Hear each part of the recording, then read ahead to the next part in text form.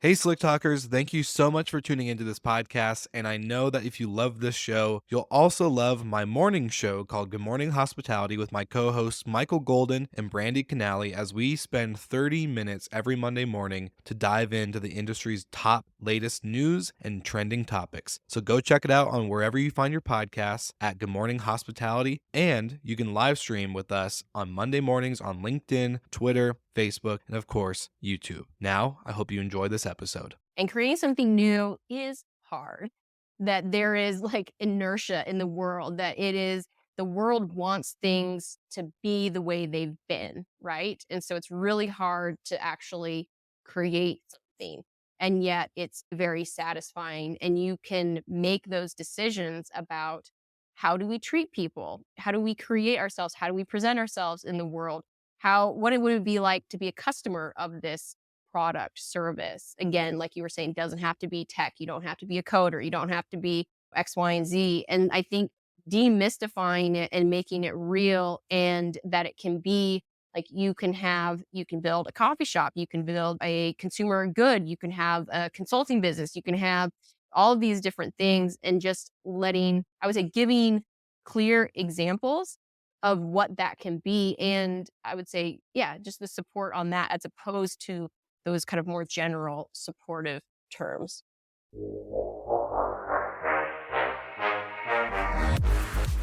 You're listening to Slick Talk, the hospitality podcast, a podcast for those who are in and around the hospitality industry who love, live, and breathe what they do. You can join us for candid and unscripted conversations with hospitality experts and founders as we go deeper into their personal stories while they're sharing their triumphs and trials that got them to where they are today. I'm your host, Will Slickers, and you're listening to an episode of Slick Talk, the hospitality podcast. Now, let's begin.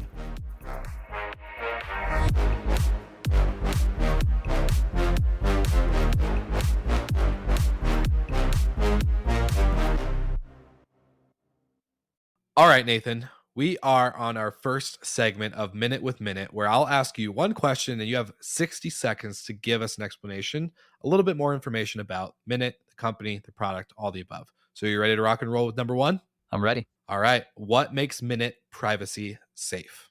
Good question. So from the very beginning of Minute, we knew that privacy would be a concern, not only for guests, but also for homeowners and property managers. So it was one of the first things that we tackled as a company. How will we handle privacy? So we made the decision early on to never record any conversation that takes place. So rather than send conversation data to our own servers to process for things like sound level, decibel level, we actually process everything on the device itself, so that the only thing that's sent to us would be the level of the sound and nothing about the recorded conversation. So unlike some of the devices that you may have in your home, smart devices that you use each day, we're not sending that data to a server to then process and send back a response. So guests and owners alike can rest assured that no recording is ever taken of any sound and that everything is completely privacy safe. I love it. You heard it here first, folks. A minute with Minute, and now back to the episode. All right, everybody. Welcome back to another episode of Slick Talk, the hospitality podcast. And I am excited because, as I've shared with my guest today before, I actually knew of her company before I knew of her. So I'm excited because now I get to see the name behind the brand, or the face behind the brand. And so, Rena, I'm so excited to have you on the podcast today and hear more of your story, but on a public platform. So, welcome to the podcast. Thank you. I'm excited to chat today, Will. Of course. Well, you and I got to do a pre-chat. As all of the listeners know, I kind of do a conversation before the conversation. And I got to hear just the journey you've been on leading up into what you have built today with Boutique. And so kind of walk us through the early days. What was your journey like leading into this thing that we call short-term rentals and hospitality and all the stuff in between?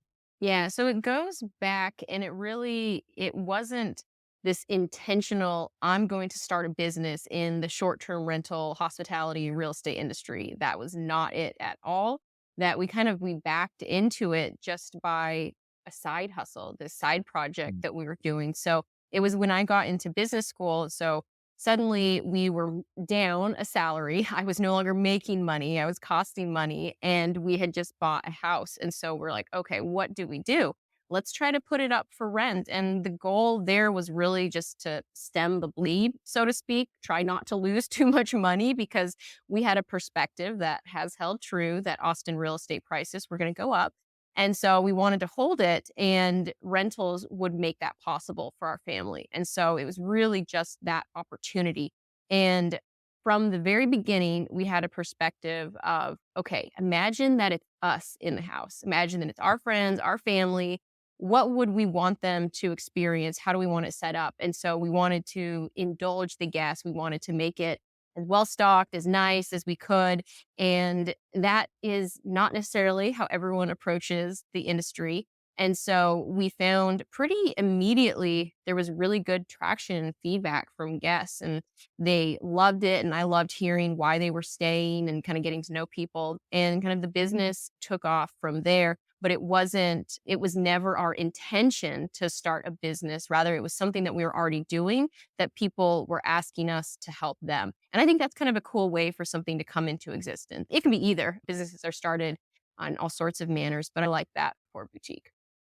For you guys, it just sounds like it was a natural, like, it wasn't a fine product market fit. The product market fit kinda found you, and you guys Yes. were like, "Oh, yeah, That's this it, and makes I sense." think for me, it was about being open to that opportunity because Mm, if I had held myself to the standard of, "This is what I went to school for, and this is what I tell people I do, and this is what I always envisioned for myself," if I held myself very strictly to those paths and those definitions of myself or success, I wouldn't have done it, right? I would say, "Well, that's not an industry I've studied. It's not something that I have that background." But instead, I was like, okay, this is interesting and I actually really like it. And hey, we happen to be good at it. Okay, let's keep doing it. Let's keep exploring. I think kind of that keeping that open mind, that really helped because I mean, obviously I love it and would never be doing it if I had kind of that straight line path of mm. thinking what I originally set out to do is 100% what I was going to do.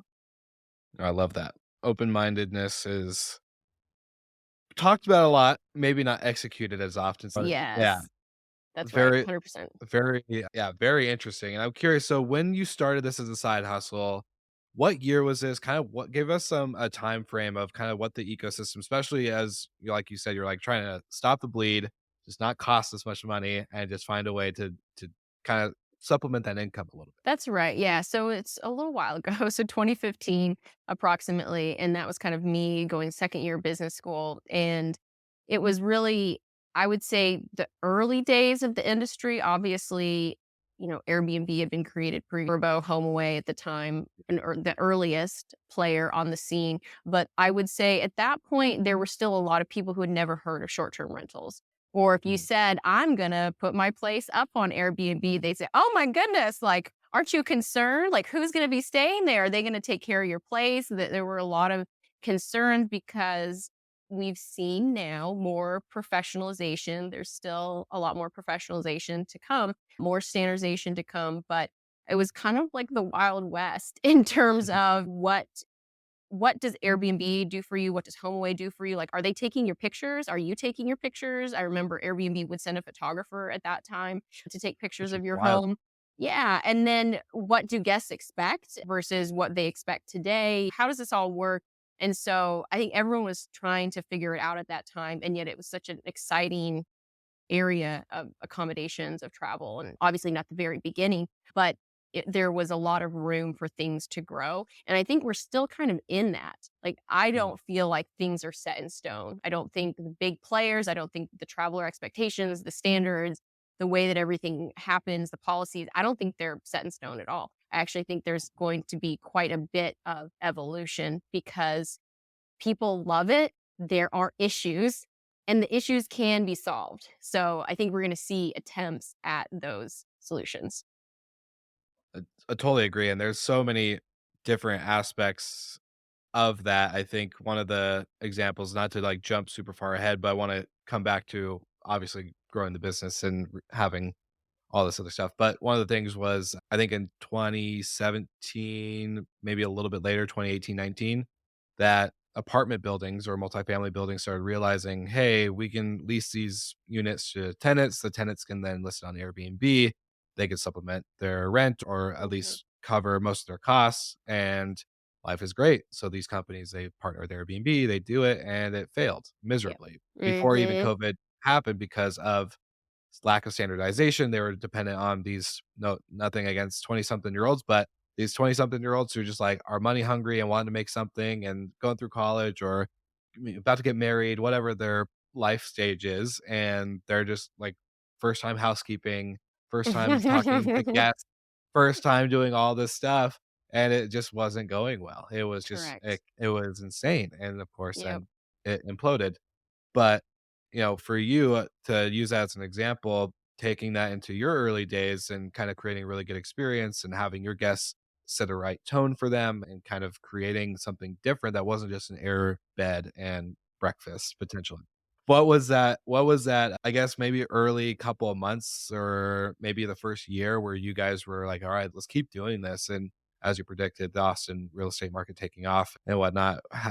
Did you realize this was gonna be a business, or did you just keep it as a side hustle for a certain. It really was just a side hustle for probably the first 3 years, 3 to 4 years, Okay. and then it was, like, more intense, more Mm, investment on our side. We kinda doubled down personally, financially, and then it became a business. But I would say those early days, it was kind of this test and learn mentality of, "Ooh, do you think guests are gonna like this?" Like, yeah. so Home Away, they have this video series called Moment Makers. I don't know if I shared Mm. this with you, but I am part of video number 1. It's Rena and Oh, Dan and our condo in Austin because we did this thing that others obviously do today now. I would say it's almost commonplace, but we would ask guests their favorite musician, and then we would get from the Waterloo record store if we had the opportunity to go in person, otherwise you could order online, but we would get records of 1, that musician, but then 2, the Austin musician equivalent. So somebody in a similar genre that is an Austin or Texas artist. And we would add those to the vinyl record collection there at the home. So the guests don't take it home with them, but they get to listen to it during their stay. And it became part of the kind of library. And guests loved it. They absolutely loved it. And we found, so we shared kind of that story with HomeAway, but we would do other things like we love making waffles. Like waffles are a fabulous part of the day. And wouldn't you like yeah. to make waffles when you're traveling? It's like, oh, yeah, let's do that. And we found that with a lot of the visits, when people stayed there, they were using the waffle maker. The waffle maker was out on the counter having been used. Like, okay, cool. They like that. Well, what about these other things? And so we kept testing. Okay, let's leave a little guest book. Maybe people want to leave a note. Maybe they don't. Mm, Maybe let's just try. And so it was a lot of let's just see what happens. And it was fun because you get pretty real-time feedback, right? It isn't something mhm. that you, like, set and forget, and then a year later you ask, like, "Do you wanna renew the lease?" Instead, Yeah. it's like, "Okay, you're here for 2 nights, and you're gonna give me, 1, like, probably a review, but 2, you're gonna let me know something that you liked or didn't, and I can see how the home was used or not." And so you get that feedback to really quickly make changes, like to upgrade your bedding, to do different things in the kitchen, to experiment with what kind of welcome gift to leave. You have the opportunity to do a lot of iterations. And so Mm, I feel like we took that kind of mentality of the test and learn. And then the second thing is we also have like technology data background. So my husband is one of my co-founders, and both of us have MBAs, and I also have a master in public policy, did linear programming, did a lot of kind of like hard math things. And we would approach it different from a traditional kind of second homeowner, et cetera, who would say, okay, I'm going to use Airbnb's dynamic pricing. And obviously, there are so many off the shelf tools and there's a lot of different pricing tech out there. But we were doing it ourselves from the beginning because mhm, we would look at traveler demand and different ways that manifests. We would kind of understand what is the value proposition of this unit, what is the seasonality, and so we also took this kind of data tech approach to what we were doing that I think was a little mhm, bit different. And it became a bigger thing, like the bigger investment of our capital and our time is when we sold that unit. So it was 1 bedroom, 1 bath. Small, awesome, small but mighty condo. But we sold that and then went all in on a larger property. And that was fully a rental. It was never somewhere for us to live for some period of time, right? And we actually never spent a night in that town before purchasing the Wow. property. It was truly a data-based decision. And that's, I think, another theme that I have is I am comfortable with calculated risk, right? And we Mm, found that, okay, we could go a lower price point and maybe have two rentals at a lower price point. And then we looked at what we thought the return would be like, not that great. And it's like, or we could have one unit that was much more expensive, but gets into this kind of higher tier inventory and higher willingness to spend, et cetera. And we're like, actually, that's where the money is at for us. For what we're doing, this is where the money is at. And that was a risk, but it paid off. And then from there, it was more people saying, "Ooh, can you help me find? Can you help me run, et cetera?" That's where it actually became a business. But we put our money and we did the things ourselves before trying to take investor money, before trying to scale. Like it was I probably say this too many times, but I love the approach of like nail it before you scale it. So do it on a mm. small scale. Do it yourself. Do it with your own capital if you are in a position to do so. Do it yourself, work out some kinks, and then go to that next stage. Don't go to the next stage and then try to figure it out because I think we've seen a lot of layoffs, a lot of bad customer experiences, a lot of like bad deal terms when people get a lot of activity or hype or funding, but they weren't necessarily ready for that moment. We would like to be ready for those moments. Totally agree, and man, there's a lot to unpack there, and I'm excited. Like, you just gave me a whole bunch. I'm, like, writing notes, like, "Oh my gosh, this is Mhm. so good." One personal question slash selfish question, with the music and the vinyls, did you ever have anyone request Frank Sinatra? I need to Ooh, that's interesting. I actually don't remember. I feel like I would remember if they had. It was more, yeah, I would say, contemporary artists or kind okay. of the primary ones, but Frank Sinatra would have been a great choice. Yes, I was like, "Man, if only if Frank Sinatra was there, I'd probably be like, 'I'm taking this one home. Yeah. This Well, one's that's going to it. me.'" We didn't really keep track. So it's like if some Yeah, made their way in and some made their way out, it's all part of the experience. And what's funny is after we were doing it there at the condo, it's hard to scale something as high touch as that. But when we kind seriously. of stopped doing that and then we had all of these records ourselves, they kind of have sat idle, but we have kids now.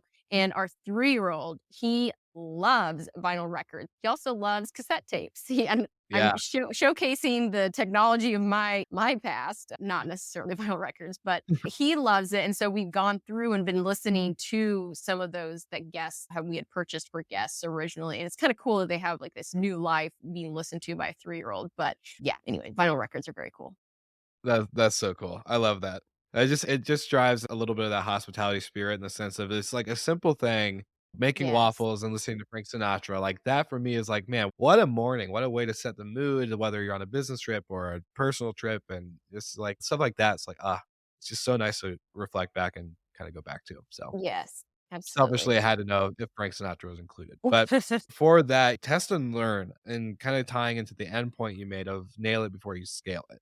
So you guys gave yourself about 3 years to really play around with this property and see what works, what didn't work, and nail it before you scale it. Was that something you had learned previously from any type of ventures, or did you really experience a nail it before you scale it in this venture? Yeah, it's a good question. I think because my husband and I, we actually started a soccer and academic nonprofit called City Football Club, City FC for short, back when we lived in Washington, D.C. And so we had experience trying to create something and seeing like the good, the bad, the ugly, all of it. And then we both have had different entrepreneurial experiences as well. And so I think there's just a general curiosity as well as motivation or like restlessness to always do better that we Mm, have experienced personally and then professionally. And this was one of those areas that we then applied it to. And so I don't think that we were ever formally saying, hey, we're gonna approach it from this lens. Like we never okay. had a formal view on it. It was more just how we operate. And I think that definitely continues today. But I think our curiosity and desire to do better and to keep learning and and that like learning to get the feedback. And not everything that we did was great, right? Like there could have been things that we did where it's like, no, guests did not love that. Change it back. Like our openness to, hey, you're going to have some great ideas. You're going to have some ideas that do not go well. And you have to be open to listening to that and making changes. So never being too wedded to our ideas or thinking that we knew better than the guest. Like that's not a good position to put yourself in. And so I think just being open to what would actually happen. Definitely. And that's such a great answer and leads me up to my next question for you on the sense of, do you feel like you were born or made that way? Like through experiences in Mhm. childhood, like stuff, or were you just right out the gate? You were I curious actually, and wanted to figure it out. yeah, I was asked this a little bit about entrepreneurship, whether it's Yeah. something that you are born with or it is something that can be taught. And my perspective is the same on what we're talking about is I think that everyone possesses it. The Mm, question is whether it has been activated, right? mm, And the activation that can come from some type of forcing function, some moment, different influences. So you could be really inspired, you can be really supported, you could have failed, you could have seen the opposite of what you wanted your life to be and been motivated in contrast. Like there's so many different ways that it could be activated. But I think for myself, it was activated early by seeing my parents incredibly hardworking and seeing them as role models and seeing, okay, life is not easy. There is a lot that we cannot control. And with the space that I do have control over, I'm going to do my best and I'm going to keep trying. Right. And so mm. that kind of perspective and the same with entrepreneurship that no one ever used that term. And I never would have applied it to myself for like decades. Like I was probably in my 20s when I was like, oh, that could be a thing that I am associated with because I always thought it was somebody who was different than me, who looked different.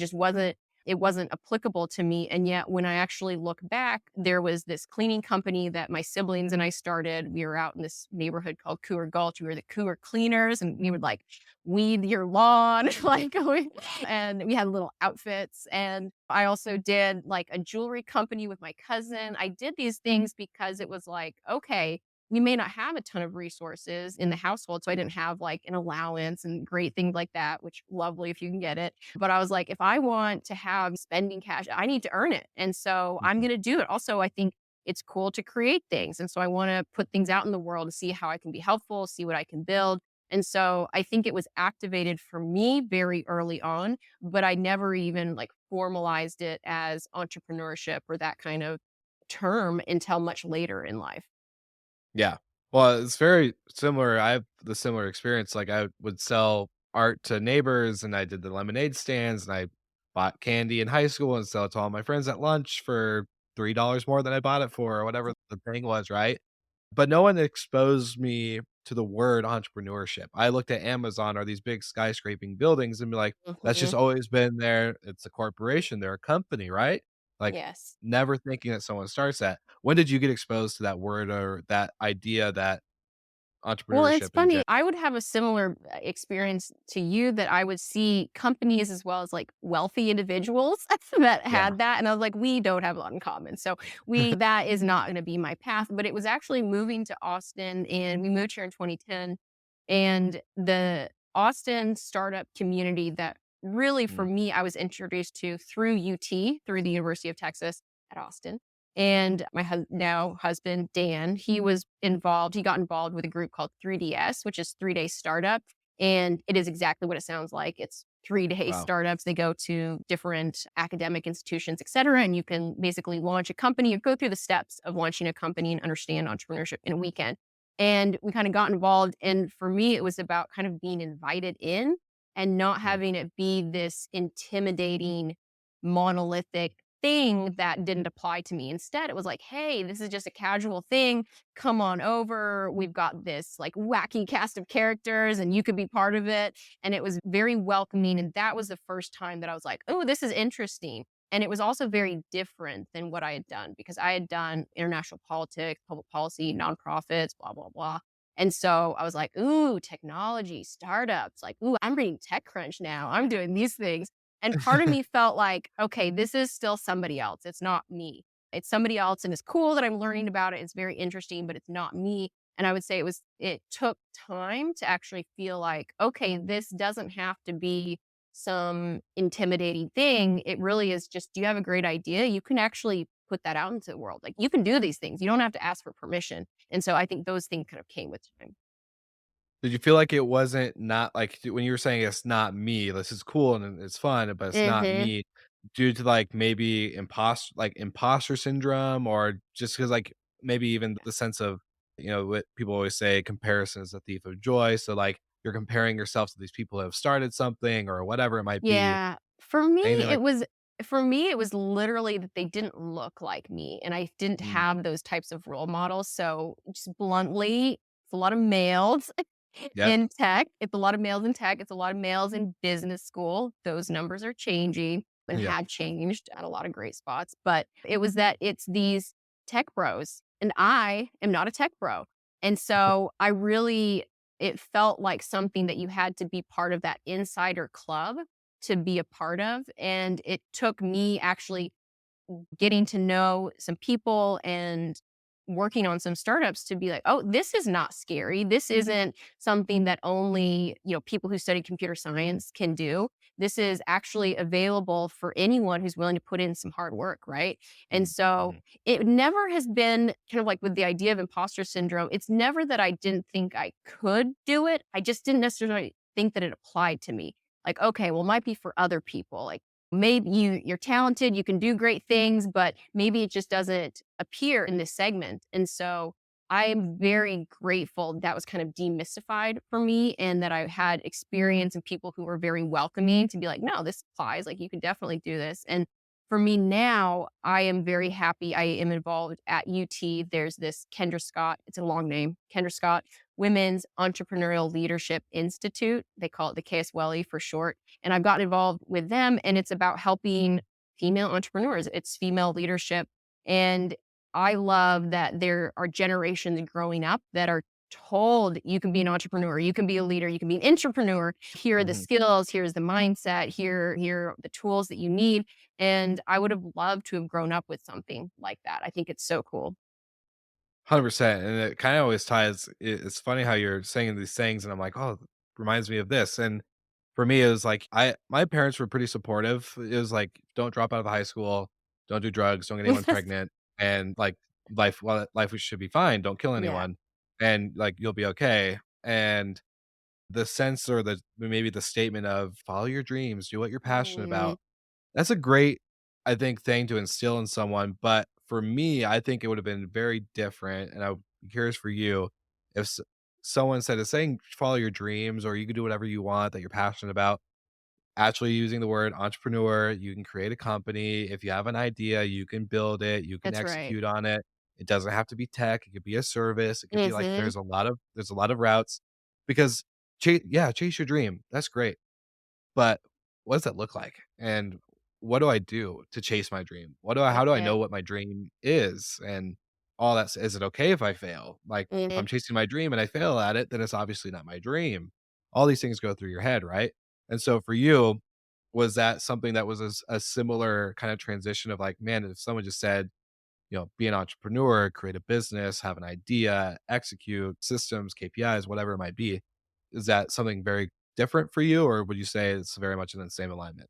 Yeah, I would have loved hearing those words when I was younger, because I think that, I mean, I saw my dad had actually a printing business. He ended up, his real career was over 20 years with the fire department, but he'd Mhm, had a printing business. And so entrepreneurship is something that we actually had seen in my own family. And yet no one really said, like, you can build something. And I think that the general support of like, dream big and like you can go far and all that, I think that is good, but it's very vague. It's quite general. yeah, And it's like, okay, well, what does that mean? And I think my undergrad and my early career, I was learning about and I was executing on how you work within a system, right? So mm, at that time, it was international politics. Learn about the Bretton Woods system, learn about these institutions. Who are the players? What is the backstory? How do they interact? How would you interact if you were at an agency, if you were at a nonprofit or you're a government entity, you're blah, blah, blah, all of those different things. It was about learning the system and then learning to work within the system. It wasn't about creating something new. And creating something new is hard. That there is like inertia in the world, that it is the world wants things to be the way they've been, right? And so it's really hard to actually create something. And yet it's very satisfying. And you can make those decisions about how do we treat people? How do we create ourselves? How do we present ourselves in the world? What it would be like to be a customer of this product, service. Again, like you were saying, doesn't have to be tech. You don't have to be a coder. You don't have to be X, Y, and Z. And I think demystifying it and making it real, and that it can be like you can build a coffee shop, you can build a consumer good, you can have a consulting business, you can have all of these different things, and just I would say, giving clear examples of what that can be. And I would say, yeah, just the support on that as opposed to those kind of more general supportive terms. All right, Slick Talkers, now for another dynamic sponsored duo of the podcast. I would love to introduce you to Vintori and Safely. About Vintori, we've had Brooke Flotz on the podcast, who is a founder, multiple times, and him and his team know numbers. They know data and they know marketing. They know how to help property managers just like you scale and grow their business by adding more inventory, aka more homes, into your rental program that drive the bottom line. For all of you listeners that want to learn how to scale and grow your inventory, you can get a free digital copy of Brooke's book called From Zero to 500 Properties in 5 Years. And for an added bonus, if you would do a demo of the Vintori platform, you'll get a $50 gift card to Amazon. Now that's a sick deal. And now to touch on our friends at safely.com. Safely.com helps property managers just like you and I protecting the homes that they manage from structural damage to content damage and, of course, bodily injury. This means plates, linens, cups, couches, tables, curtains, walls, and, of course, your guests themselves are protected. And this helps you by scaling your company in order to ensure that you are retaining owners and inventory in your program. If anything is broken or if anyone is hurt, you are able to make a claim through Safely, and within 3 business days, you can get instantly paid out to replace any items and settle any claims that happen on site without having to deduct from your owner's payouts. That's why I call these guys the dynamic sponsor duo. And thank you so much for tuning into the podcast. Check out their offers in the show notes, and back to the episode. Yeah, totally agree. Very well said. I nothing else to add to that. That's like cherry on top of the cake right there. So going into, okay, so you've nailed it before you scale it, and now you guys are getting ready to scale. One, how did you come up with the name boutique? Mm. What was the, I guess, pivotal moment where you guys really, because it's you, your husband Dan, and you have one Mhm. other co-founder, right? Two. So we've got our Two. Okay. CTO, Tim Renner, and then our CFO, Eric Rodnax. Okay. So you're taking kind of what is in the beginning sounds like more of a real estate type of approach. We're like, all right, we're putting our capital here. We're going to build this out and Mhm. have it. But now you have tech and you have real estate and you have hospitality now all kind of combined. Where did that trio really become like, that's what we're going to do?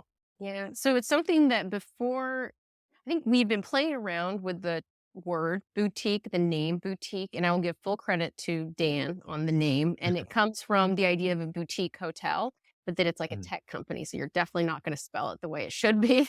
So that's where it comes from. That's where boutique comes from. And honestly, I love the name. I really love it because it's like you want to stay at a boutique hotel, you want to stay at a boutique home, right? Like, let's be boutique. And it really says it all, that it's high quality, but it's custom, right? It's mm, not cookie cutter. And I think that's mm, really cool.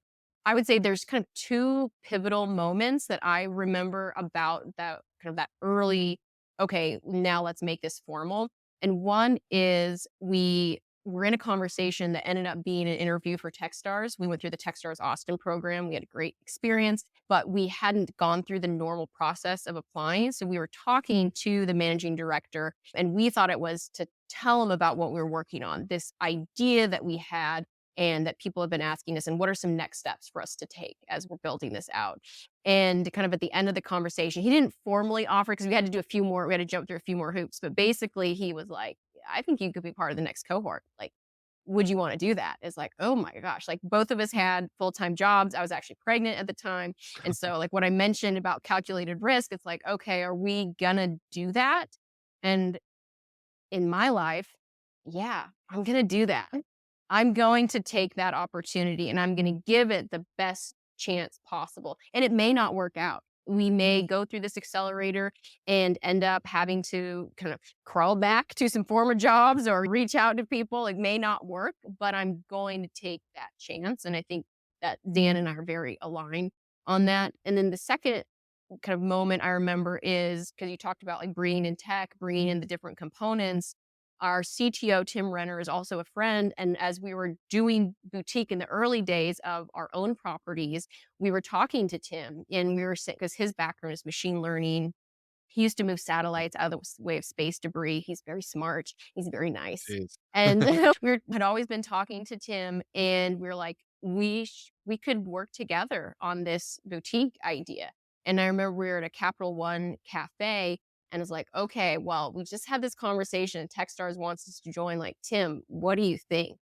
And it's like, that's awesome. Like, I'm in. Let's do it. I was like, okay, this is real. Like, we're going to do this. And then getting somebody, Eric Broadnex came a little bit later, but still one of the early co-founders, getting him involved was kind of that additional piece of legitimacy. This is somebody who is the president of CoStar's LoopNet, excuse me, as well as their rural land group, lands.com. Wow. And so deep experience, very well respected executive. It's like, okay, we're bringing somebody, this is real. We need to formalize it, get everything teed up, incorporate, do all of the things. And it was about, I would say, getting the right people with the right skill sets. And I would say the people matter the most because you need to work well together and you can kind of pick up different skills, but the people matter the most. We also thankfully were able to get a good set of skills as we kind of rounded out the team. Well, especially you being so data driven and calculated risk and having that 3 years of being able to play around with how do guests respond to this? What's the best system for check-in? How do I Mhm. like you already it's not like you're like, all right, we had this idea from a magazine paper that we read and we just went to Techstars and got funding and did this and now here we are. It's like you Mhm. literally played with it before it was even what has become boutique today.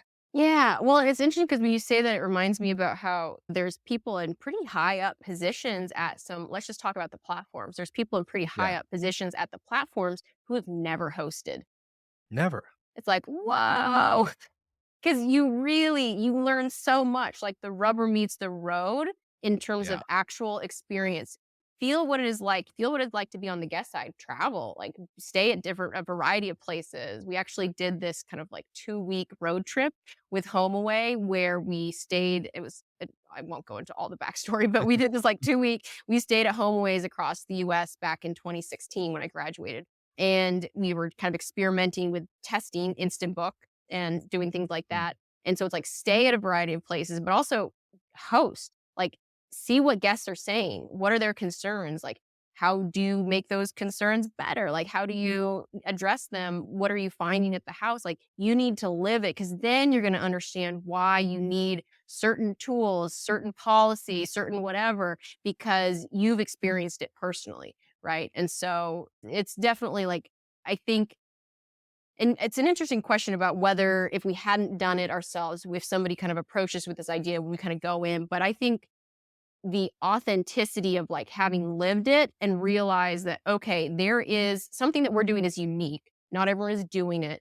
And even if we tell people like, hey, invest in experience, use tech, all of that, they aren't doing it. And so we kind of joke that in some ways it was this, never mind, I'll do it myself kind of business. Like, okay, we can tell you until the cows come home all the things that you Mm. should do. But if you don't believe us and you're not going to put it into practice, it doesn't matter. So, like, let's just do it. Like, we know what needs to be done. We've experienced it. We have that background. So now let us execute on that. Let us build something because of that.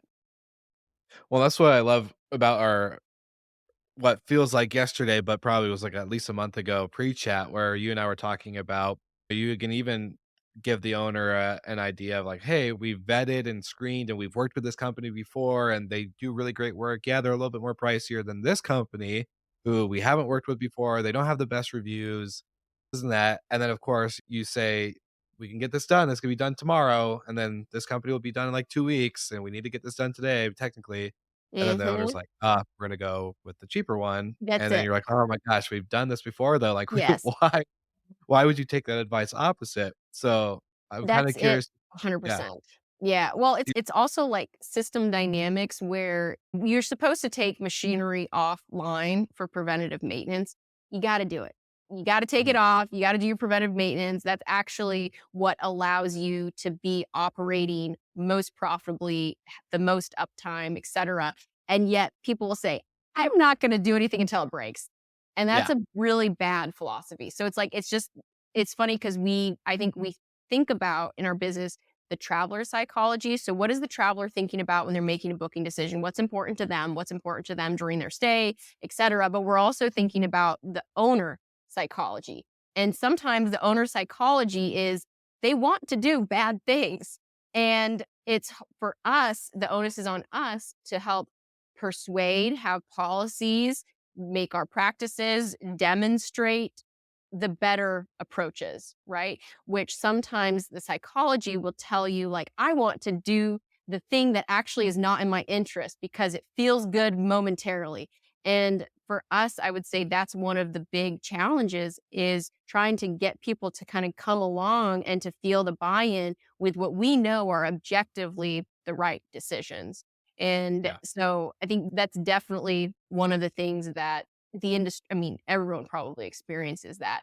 But for us, it's about, okay, we know these are the right things to do, and you'll actually get more of a benefit than any cost to do them. But how can we persuade people? And then how can we, as a company, get away from others influencing those decisions, right? Let us exclusively do the things that are the right decisions. And so we're Yeah. trying to move more and more toward that with how we approach structurally what we're doing.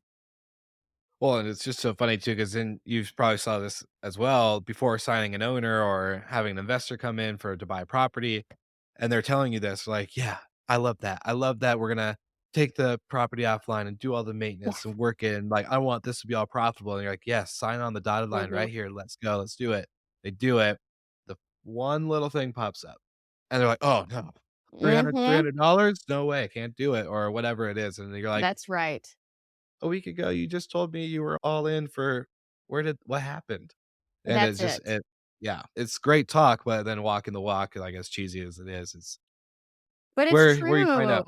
It's Yeah. true, and that's where, as a company, kind of we began by working with traditional second homeowners because we're a new company. We didn't have a Mhm. track record of what does it mean to be a boutique operated? Like, how does our performance differ from a market comp? So we didn't have that. We had great backgrounds, interesting personal property use cases, et cetera, but we needed to build up that credibility and that track record. And so our goal from day one is kind of move up that kind of real estate funnel from the individual kind of second homeowner who's going to have personal use and wants to take it offline for the 4th of July, doesn't want to do the things that guests absolutely need, that the home maintenance absolutely need. But let's start where we need to be, right? Start where we can and then move up to, okay, it's an LC, it's a folks have purchased it, it's pure investment, to then it's okay, it's a real estate fund and working with more larger pools of real estate capital, more professional pools of real estate capital. I think that's one of the differences for us is we are not trying to be a property management company. We're trying to be a traveler brand and a real estate investment engine. And so we Mhm. want it to be the best guest experience and then the best place to put your passive income dollars. And so we want to work with those larger pools of passive real estate capital to deploy as opposed to get down into the weeds of like, oh, I don't want to buy that soap. It's like, you're buying the soap. Like, guests need it. It's going to happen. Like, I don't want to get into those. I want to do the things that are right for the traveler, and that will deliver the investor return. Exactly, and it sounds and, like, I think a lot of people even listening or just people that we come in contact with at conferences or colleagues, however it is, we all get that. We see it on a day-to-day Hmm. basis that the more you invest in the experience in the sense of buy the shampoo, buy the Yeah. soap, have the smart lock, don't be weird and put cameras inside the home or Yes. whatever it is, like, Yeah. just all these little things, and then you approach it to someone who hasn't lived it day to day or hasn't hosted or hasn't traveled in that, and they're just like and there's a I guess a side to both coins or a Mm, two-sided coin of the sense of, well, it's just numbers, it's just data, and to me, I see this being a subtraction rather than a mhm. plus sign on my P&L or my R whatever they're Yep. looking at, and they're looking at now rather At than the present P&L. rather than the Yeah, future. That's yeah, exactly it. And yeah, it's like that flywheel between the guest stay and the review, and then your ability, like where you show up in search, how much you're able to charge, all of that. It's predicated on delivering a great experience. And so you could fool somebody with a high price and beautiful photos, but if you don't deliver a great experience, you can't keep doing it. It's short-sighted. And I yeah, think that's the difference is short-sighted versus long-term value. Like we want to take the long-term value vision, like that's what we want to be focused on. We don't want to be focused on short-term moves that actually put you behind in the long term, right? yeah. We may be in the short-term rental industry, but we don't wanna be short-sighted, and we don't wanna That's have it. That's short-term. Yeah, exactly it. yeah, Yeah, they're yeah. short-term rentals, but it's long-term value. I love that. Man, I think that's the title of the episode today. There we I love go. it. Well, I know people listening or even just watching, like, the live stream will be curious. I wanna know from you, how do you determine from a boutique side of the business to then the whoever you bring in or decide to work with, how do you find alignment in that? How do you actually make sure there's true alignment in the long-term value versus short-sightedness of kind of this whole industry that creates an ecosystem of longer ROI and better consistency and better guest experience? It's gotta be hard. I'm sure you guys have run into so many people that are 100% on board, but may not show their true colors until, something shit hits the fan, right? Like, Yeah. I'm curious, how do you really determine that alignment from your Yeah. Are you guys' thinking standpoint? the vendors, like the folks at the home, or the team members for boutique, like general team or Both. guest Let's ops? do both. Okay. Yeah. Yeah. Yeah. So, yeah, I think it's interesting because I've talked about it with we have a really amazing head of operations, this guy, David Atlas. And we were talking just the other day because we basically want to give as many reasons to do the right thing and as Mhm. many reasons for it to work well. And so that means like on the sourcing side for team members, for vendors, et cetera, like vet people well, do interviews, meet in person where possible. So do a good job on the sourcing, but then it's about let's have real processes, scalable, repeatable processes, documented.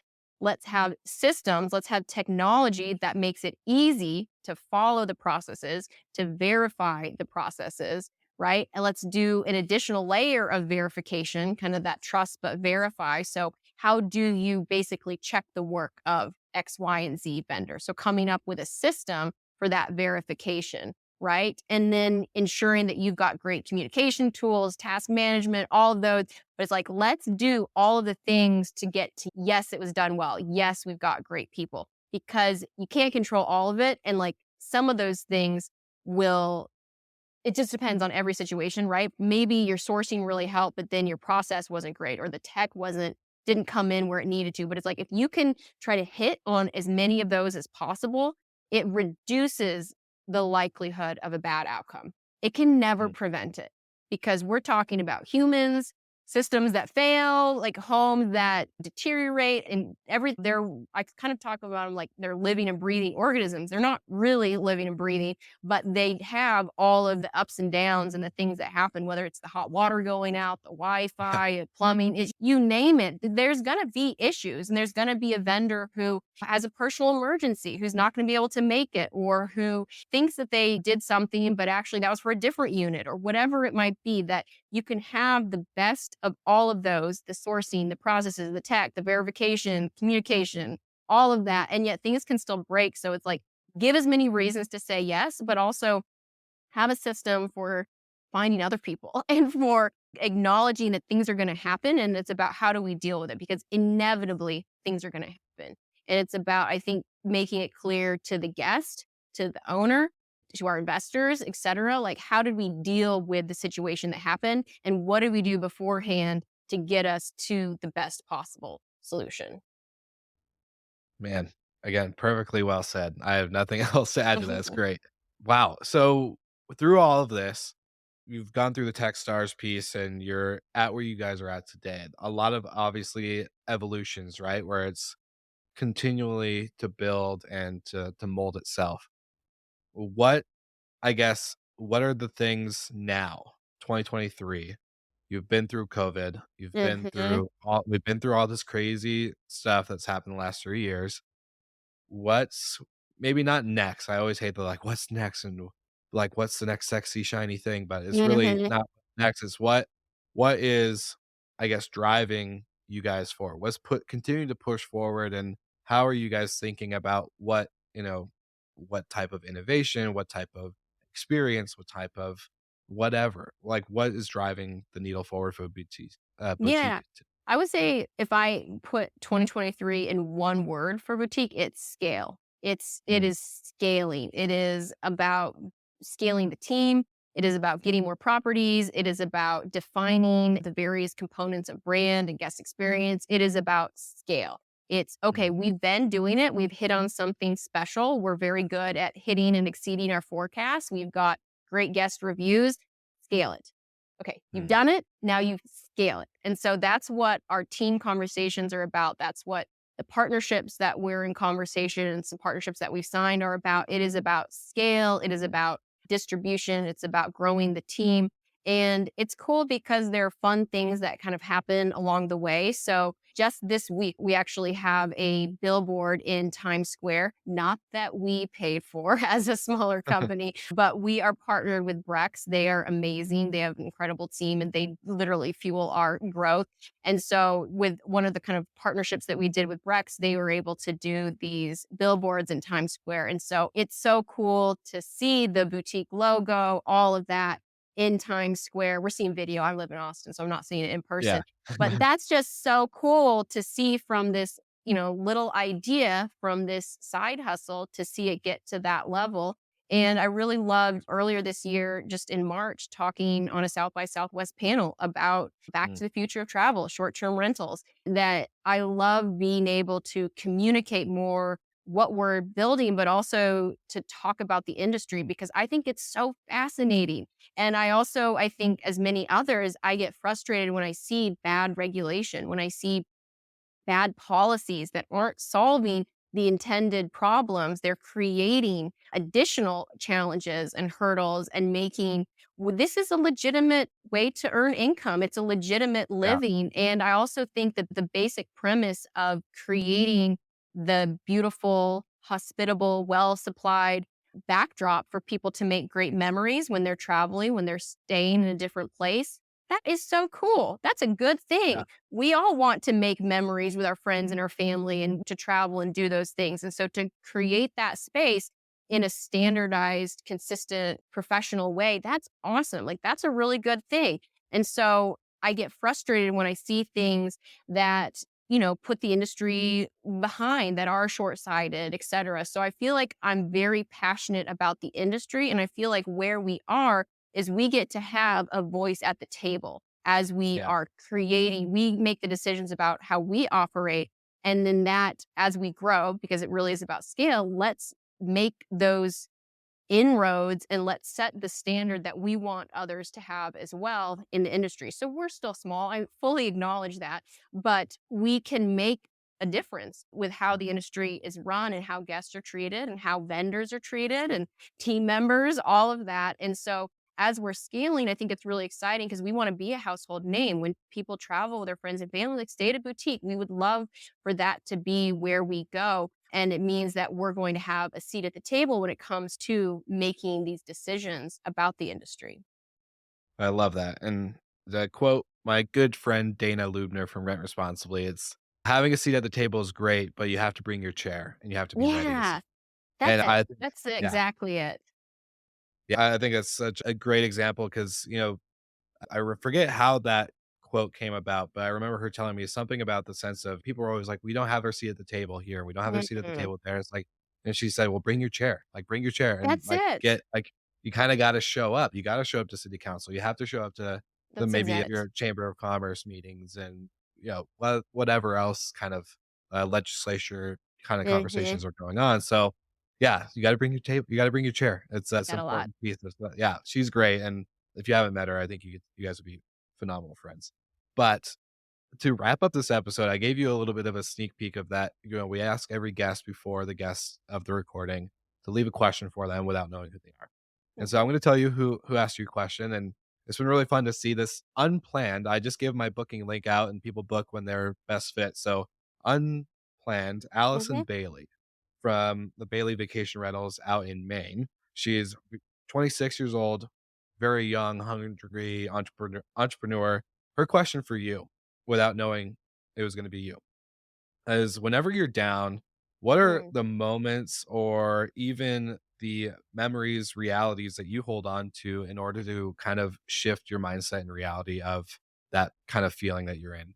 Oh, that's such a good question. I really like that. So, hi Bailey. I would say I go two directions when I'm feeling down. I go both forwards and backwards. And so the Mm. backwards is I would say there's kind of those touchstone moments about like why do I think that what we're doing is something of value? So I was telling you I think it is, but what are those moments? And so for myself, there was this family reunion that we did back in 2010 where the family went to Hawaii. We have some family there, but folks had never been out there to see the rest of the family. And it was one of the most incredible experiences. And we stayed at a home away. My dad actually booked it from Idaho, like booked this vacation rental in 2010.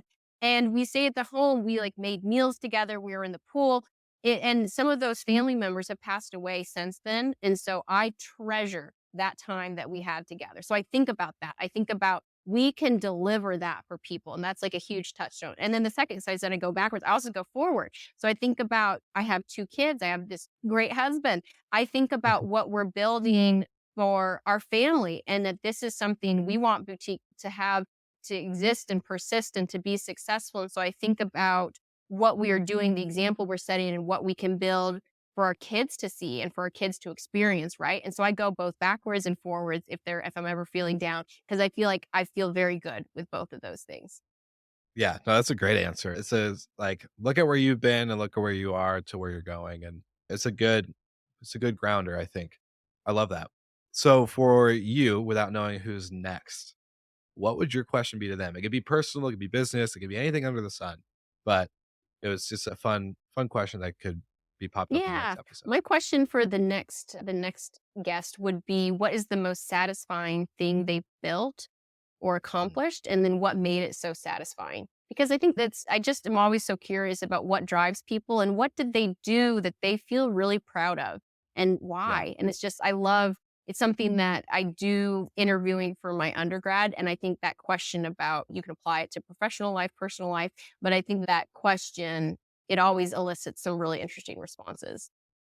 I totally agree. I can't wait to hear and see who answers that question next. But man, this has been such like fun conversation, and we went down a lot of rabbit holes I didn't think we actually would based off our first conversation together. So this was actually really a pleasant, unexpected episode on the podcast. But I always like to end it with the final question of any of the listeners that truly just were like, man, I want to get to reach out or connect more outside of this podcast episode.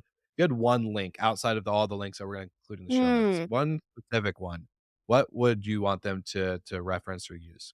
Yeah, it would be my LinkedIn. I would say I'm pretty active on there and I try to be very responsive. And I know that I've used it to reach out to other people and been very happy. Obviously, I've been blown off on a lot too, but I'm really happy when people respond because I found that sometimes it can be more effective than getting lost in an inbox because I would say with LinkedIn, there's like a personal, like there's a picture, there's a profile that can be attached, and it just comes to life a little bit more and so I would say I try to be responsive on there. So that's definitely the place that I would direct folks. Awesome. I love it. And I'll make sure everything's included in the show notes. So thank you again for this awesome conversation. And of course, for all of you Slick Talk listeners out there, make sure you like and subscribe everything to Boutique. And that if you are wanting to reach out and connect, that you go ahead and grab LinkedIn profile in the show notes. And of course, we'll see you all again next week. Thank you so much, Rena. It was great to have you on the podcast. And I look forward to watching you guys scale and grow. Thank you, Will. I loved it. Thank you so much for listening, and thank you to our show partners for making Slick Talk, the hospitality podcast, possible. We hope you enjoyed the show, and we would love to connect with you outside of the podcast. So you can follow us on all of our social media channels for daily hospitality content, or find us on slicktalkthepodcast.com. And don't forget to rate, review, and subscribe so you never miss an episode. I'm your host, Will Slickers, and we will see you guys all again next week.